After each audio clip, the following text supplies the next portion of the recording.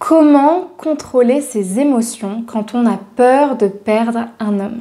Bonjour à vous mesdames, j'espère que vous allez bien et bienvenue sur cette nouvelle vidéo de ma chaîne YouTube S'aimer plus, dans laquelle aujourd'hui je vais vous expliquer comment, avec quel état d'esprit, avec quels outils, avec quelles astuces, mais c'est surtout un travail sur les croyances que je vais vous proposer, vous allez pouvoir faire pour contrôler, maîtriser vos émotions quand vous avez peur de perdre un homme. Et quand je dis émotion, c'est surtout anxiété, il faut le dire, ou manque de confiance, mais c'est des choses qui arrivent parce que forcément quand on rencontre quelqu'un qui nous plaît ou quand on a de la dépendance affective, on a un enjeu plus ou moins grand vis-à-vis de la rencontre amoureuse.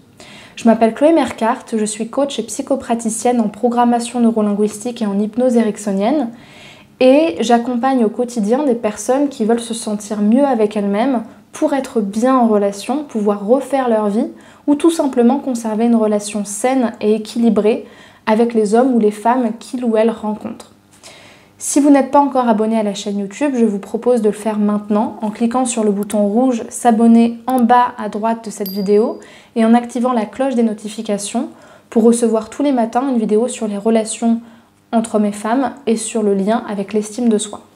J'ai également mis en place une formation disponible qui est offerte, qui s'appelle « Incarner la femme sensationnelle, lumineuse et unique qui l'épousera » et qui justement a pour but de vous proposer un premier cheminement autour des relations amoureuses et du travail sur l'estime de soi grâce à mes outils de coaching pour justement des personnes ou des femmes plutôt, qui justement veulent refaire leur vie, qui sont sur des sites de rencontres mais qui n'y arrivent pas.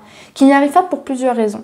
D'une part parce qu'elles pensent que les hommes sur les sites de rencontres, ils veulent juste s'amuser pour ne pas être plus vulgaire et de toute façon refaire sa vie après 40 ans c'est impossible. Et encore 40 ans je suis gentille. Ou alors qui se disent consciemment ou inconsciemment, au fond je pense que l'amour c'est possible mais pas pour moi. Ou alors mes relations toxiques, ça c'est possible mais finalement avoir une relation stable et pouvoir refaire ma vie c'est pas possible parce que je suis pas assez bien. Ben justement, moi je vous propose un premier cheminement sans forcément vous engager sur un coaching tout de suite. Ça vous permet aussi de tester quel type d'outils je peux vous apporter et quelle est ma pédagogie concrètement et mon cadre de travail pour que vous puissiez savoir en quoi mon coaching peut vous aider justement à être plus épanoui avec vous-même et avec les hommes. Donc pour y accéder, vous allez aller dans la description de la vidéo, cliquer sur le lien qui correspond à cette formation, remplir le formulaire et vous recevrez directement la vidéo par mail. Donc je vais tout de suite maintenant aller dans le vif du sujet, donc comment faire quand on a peur de perdre un homme qu'on aime, qu'on rencontre et comment maîtriser ses émotions. Et je vous invite vraiment à regarder la vidéo jusqu'à la fin. Dans l'introduction de cette vidéo, moi je voudrais vous dire deux choses. La première chose que je voudrais vous dire, c'est qu'à un certain niveau, c'est normal d'avoir peur de perdre un homme. Qu'on le rencontre ou qu'on soit avec lui, c'est tout à fait normal. Pourquoi ? Parce que là où je suis pas d'accord avec les gens qui disent oui, c'est pas de l'amour, c'est de l'attachement c'est pas bien, blablabla. Les relations interpersonnelles, c'est de l'attachement en fait. S'il n'y a pas d'attachement, il n'y a pas de relation. La base de l'humain, l'esprit psychique, se crée sur de l'attachement. Vraiment. Le développement de l'enfant, du nourrisson, du fœtus, se crée sur de l'attachement. Donc dire qu'il ne faut pas s'attacher, c'est des foutaises, d'accord ? Donc ça, c'est une première chose. L'attachement crée une légère dépendance. Parce qu'il n'y a pas de différence fondamentale en soi entre la dépendance affective et l'amour sain. Parce que cette différence-là, elle se trouve sur, une ligne. Il y a un mot pour ça. C'est pas un consensus, c'est pas un cursus, c'est une ligne en fait, d'extrémité à quelque chose de beaucoup plus équilibré. En réalité, c'est plutôt une ligne de équilibre affectif, émotionnel, qui me permet d'être en lien avec l'autre. Et puis après, il y a l'évitement d'un côté et la dépendance de l'autre. Même si pour moi, c'est un petit peu les mêmes faces d'une même médaille. Mais ça, on en parle dans d'autres vidéos. Ce que je veux dire par là, c'est qu'à un certain niveau, c'est normal d'avoir peur de perdre quelqu'un. C'est sain, ça montre que vous êtes attaché à la personne.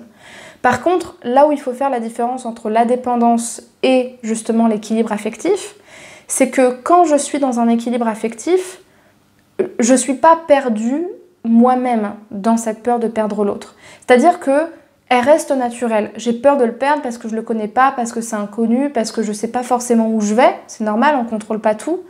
Mais je reste moi-même, j'arrive à m'équilibrer, j'arrive à faire ma vie, j'arrive à me concentrer sur mon travail, j'arrive à sortir avec mes amis, j'arrive à poser mes limites aussi quand ça va pas, j'arrive à prendre mon temps, j'arrive à gérer ça, j'arrive à le digérer, j'arrive à l'intégrer, cette peur-là.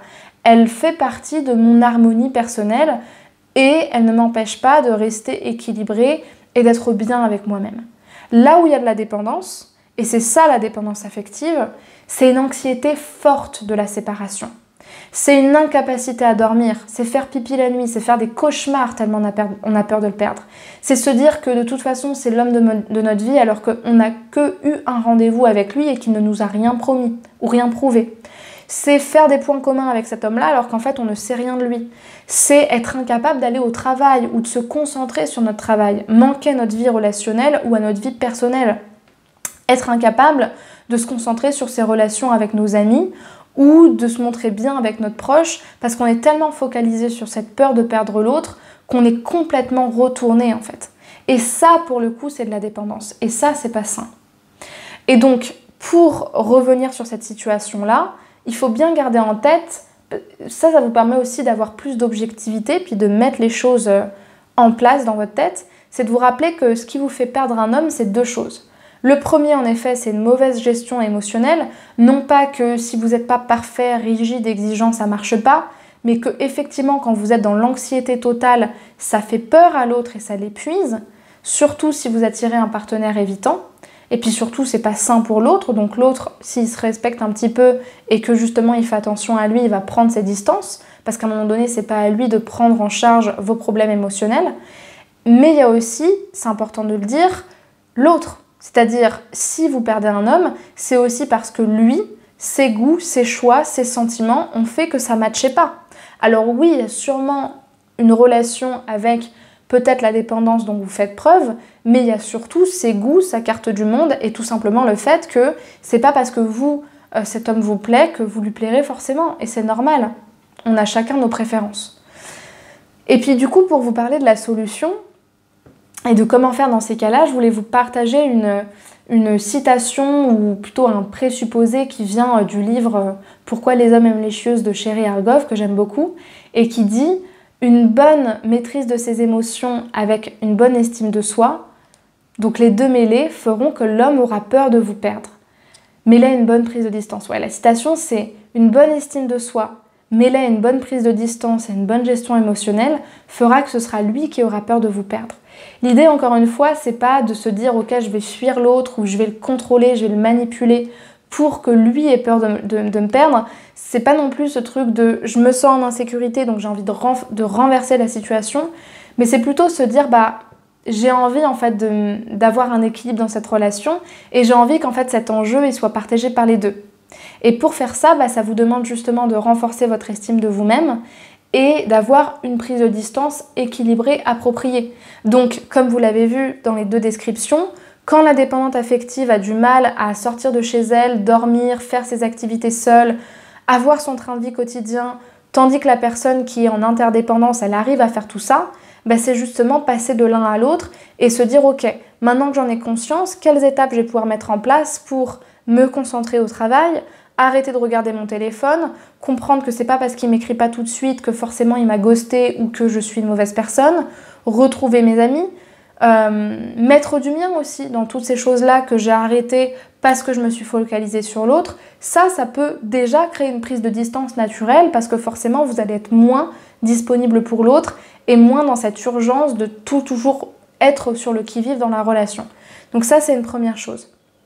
J'ai fait pas mal de vidéos sur le renforcement de l'estime de soi parce que c'est quelque chose d'à part entière, mais j'ai pas mal parlé de l'autocompassion et notamment il y aura une vidéo en juillet qui va sortir sur ça, donc je vous invite à vraiment rester attentive, mais il y a aussi ce travail-là qui est à faire. De manière générale, dans cette situation, c'est justement déjà retrouver son calme intérieur, ça peut passer par des exercices de respiration ou même par de la méditation. Mais la solution, c'est vraiment de reprendre conscience de votre pouvoir et de votre responsabilité.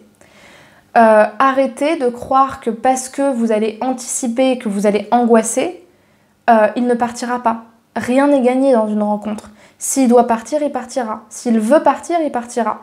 Et plus vous allez anticiper, plus vous allez passer pour une folle, parce qu'en fait, vous allez le stresser et puis vous allez l'angoisser, alors qu'en fait, Une rencontre, au début, ça doit être fluide. Et surtout, c'est deux inconscients qui se rencontrent, c'est une volonté commune, et c'est pas parce que je suis stressée que toi, tu dois venir.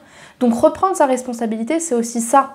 Le pouvoir ne veut pas dire écraser l'autre ou l'étouffer. Ça veut juste se dire, en fait, quand je dis que je maîtrise pas mes émotions, c'est juste que j'ai pas appris. Mais en fait, si je fais tout ce que Chloé dit dans ses vidéos, et de manière générale, que je me fasse aider ou que j'applique des outils simples de gestion émotionnelle, j'en ai tout à fait le pouvoir et je suis responsable de ça. Donc être responsable, c'est aussi se dire, je ne vais pas regarder 10 000 vidéos, je vais juste essayer d'appliquer ce que je peux appliquer avec mes ressources à l'heure actuelle pour me rappeler qu'en fait, tout ça, c'est aussi qu'une question d'intention et d'intentionnalité.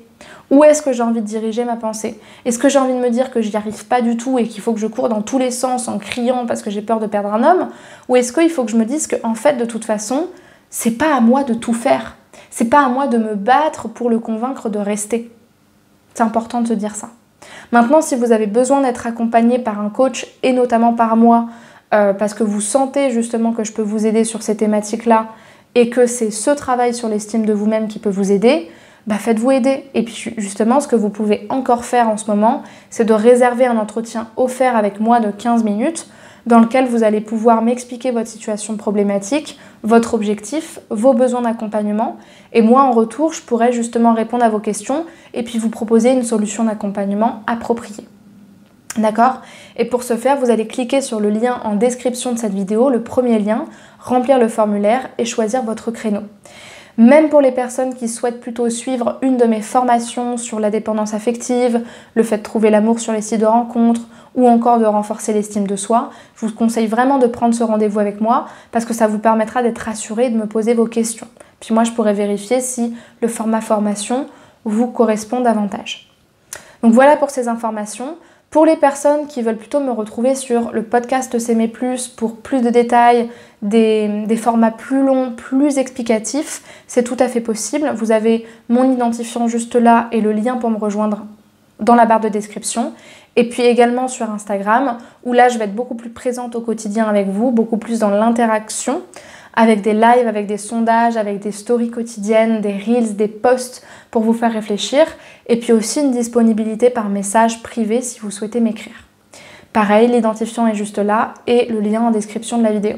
Je vous remercie pour votre attention et je vous dis à demain 8 h pour une prochaine vidéo. Au revoir et prenez soin de vous.